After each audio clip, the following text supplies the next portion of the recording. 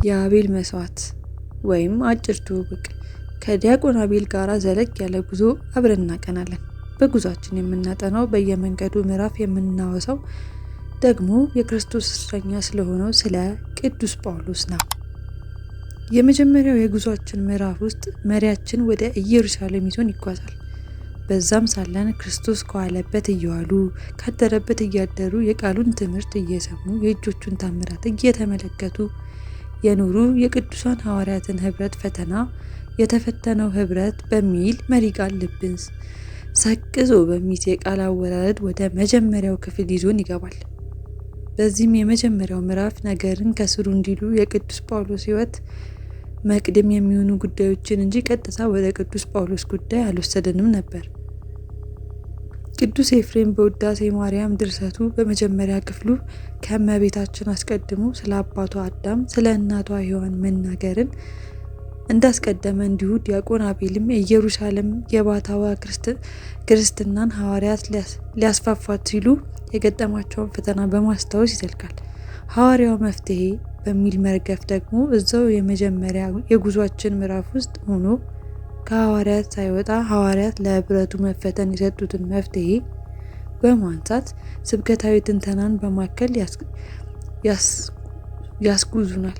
የመፍትሔያቸው ቁልፍ ጉዳይ ስለሆኑበት ሰባቱ ዲያቆናትና ሐዋርያዊ መፍትሔ ምን ያክል ስኬታማ እንደሆነ በማይጎረበጡ ቃላቶች ያስቃኘናል። የቅዱስ ጳውሎስ ሕይወት ሲነሳ ከሚነሱ ታላላቅ የተመረጡ ሰዎች መካከል አንዱ የሆነው እስጢፋኖስን ነው። የአንድ ብዙ ዲያቆን በሚልና በሌሎቹ ንዑሳን ርዕሶች ውስጥ ጣዕም ባለው ትምህርታዊ ስብከት ያነሳሳዋል። የቅዱስ ጳውሎስን ጉዳይ አብዝቶ የነገረን ከምዕራፍ 1 ጉዟችን በኋላ ነው። በሁለተኛው የጉዞ ምዕራፍ በቅዱሱ ታሪክ ውስጥ ሳትነሳ የማታልፈው ወደ አንዲት ስመ ጥር ከተማ ይወስደናል። እርሷም ጠርሴስ ነበረች። ስለ እርሷ ዝናና ከቅዱሱ ጋር ያላትን ግንኙነት በጉልህ በተረዳን ነግሮናል። በኋላም በጉዟችን ውስጥ በቅዱሱ ዙሪያ ሁለት ጉዳዮችን አንስቶ አብራርቶልናል። የመጀመሪያው እኔ ደግሞ እስራኤላዊና ከአብርሃም ዘር ከብንያም ወገን ነኝና የሚለውን የራሱን የሐዋርያውን ቃል ማንሻ አድርጎ ነገዱን ቆጥሮ ያመጣልናልና በሐዋርያት ሥራ ምዕራፍ 22 ላይ የተመዘገቡ የምናገኘውን ይህ ሰው ሮማዊ ነው የሚለውን የመቶ አለቃውን ንግግር በመያዝ ደግሞ የቅዱሱን ሮማዊ ዜግነትን አስመልክቶ ጥሩ ማመስከሪያዎችን ይዞ ይመዘግብልናል። ስለ ውልደቱ፣ ስለ ዜግነቱ፣ የዘር ሐረጉን በተመለከተ በማስረጃና በጥሩ የመብራት ስልት ይዞን መጥቶ በዚህ ምዕራፍ ብዙ ሳንጓዝ ተማሪው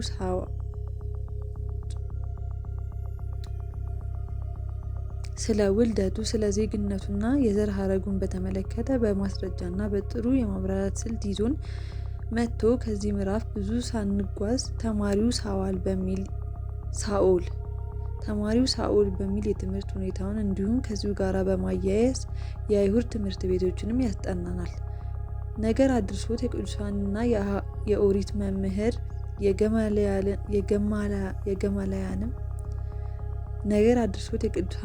የቅዱሱን የኦሪት መምህር የገማልያልንም ጉዳይ የማናቃቸውን ነገሮች ጨምሮ ያሳውቀናል። መሪያችን የቅዱሱን ትምህርታዊ ሁኔታ ብቻ አንስቶ አላበቃም። ድንኳን ሰፊው በሚል ርዕሰ ሐዋርያው የነበረው የእጅ ጥበብና እንዴት ከየት እንዳገኘው ይገልጻል። በጉዟችን ሁለተኛ ምዕራፍ የመጨረሻው ትምህርት አድርጎ የሰጠን የቅዱስ ጳውሎስ የጋብቻ ሁኔታ በተመለከተ ነበር። በዚህ ርዕስ ውስጥ የሊቃውንትን ማመሳከሪያ ማጣቀሻ በማድረግ ያብራራልናል። የጉዟችን ሶስተኛ ምዕራፍ ደርሰናል። ዘለግ ያለው የቅዱስ ጳውሎስ ታሪክና ተጋድሎ ላይ ደርሰናል። ከዚህ ወዲህ ቅዱስ ጳውሎስን በብዙ እንድንረዳው የሚያደርጉ ሰፋ ያሉ ገለጻዎችን ተመልክተናል። የዚህ የጉዟችን ሶስተኛ ምዕራፍ የትምህርቱ አብይ ምዕራፍ የተጠመደው ትልቁ ዓሣ የሚል ነው። ይህ ትልቁ ዓሣ ማን ነው? እንዴት ተጠመደ? የት ተጠመደ? ከተጠመደስ በኋላ ለምን አገልግሎት ላይ ዋለ? ጥያቄያችን ነው። የጉዟችን መሪ የሆነው ዲያቆን አቤል ካሳሁን በርዕስ ደረጃ ልዩ የሆነውን ጉዳይ ያብራራልናል። በዚህ ምዕራፍ አብዛኛውን በሚባል ሁኔታ ደማስቆ ላይ ያስቆየናል።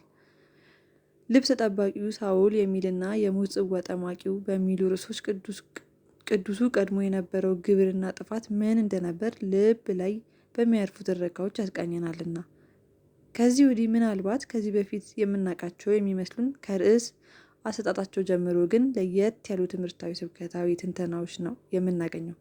የጳውሎስን ጉዞ ከባኩስ ጉዞ ጋር ይነጻጸራል። የጳውሎስ ጉዞ ከባኩስ ጉዞ ጋር ይነጻጸራል። የደማስቆ ኩነቶች ምን እንደነበሩ ከ6 በላይ አይነ ግቡ በሆኑ ንዑስ ርዕሶች ያስጎበኘናል።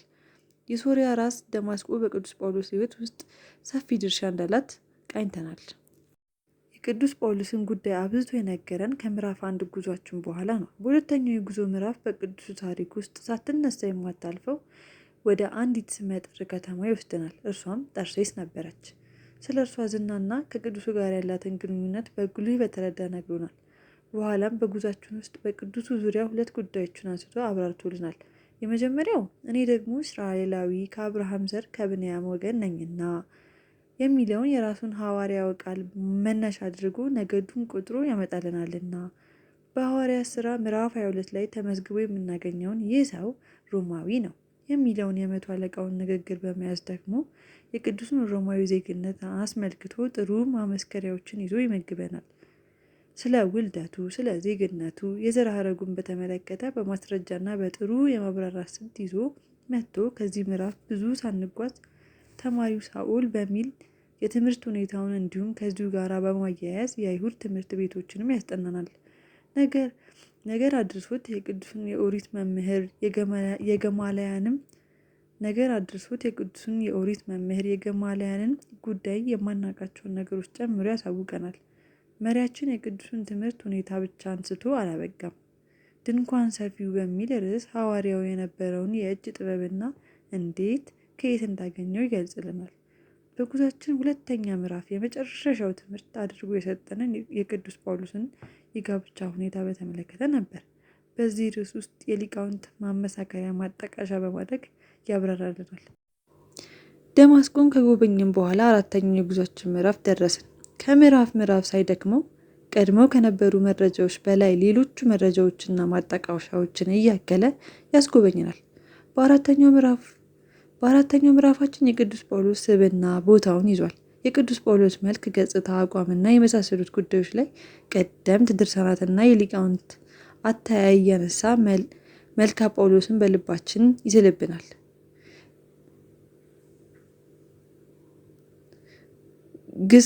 ግዝፈቱን እየተመለከትነው እንደሆነ እስክናስብ ድረስ መልኩን በቃላቶች አስውቦ ይስለዋል። በዚህ ምዕራፍ ሰፊ ትንተናዎች ቢኖሩትም ብዙ አያስቆየንም። ተንቀሳቃሽ ፍቅርና ትሕትና ለባሽ በሚሉ ንዑስ ርዕስ ውስጥ መልካም መዓዛ እንዳለው ሽቶ የተወደደውን የቅዱስ ጳውሎስን ስብዕና በብዙ መደነቅ ያስቃኘናል። የጉዟችን የመጨረሻ ምዕራፍ በቅዱስ ጳውሎስ ዙሪያ አዳዲስ እውቀቶችን ሸክፈዋል። ካለፉት ምዕራፎች በጣም ሰፊና ብዙ ርዕሰ ጉዳዮች ተንሸራሽረውበታል። በምዕራፍ 5 ብቻ ከገጽ 176 እስከ ገጽ 342 ድረስ የሚዘልቅ ትንተናዎችን 20 የሚያክሉ ሳቢ ርዕሶች ይዟል። የዚህ ምዕራፍ የጉዞ መዳረሻ ከደማስቆ በኋላ የነበረውን የቅዱሱን አገልግሎት ያስቃኛል። ቅዱሱ ያደረጋቸው ጉዞዎች አብረነው እንድንጓዝ እድል ይሰጠናል። በየሄድንበት የገጠሙት ፈተናዎችና ህመሞች ያስታውሱናል። ስለ ሀያውም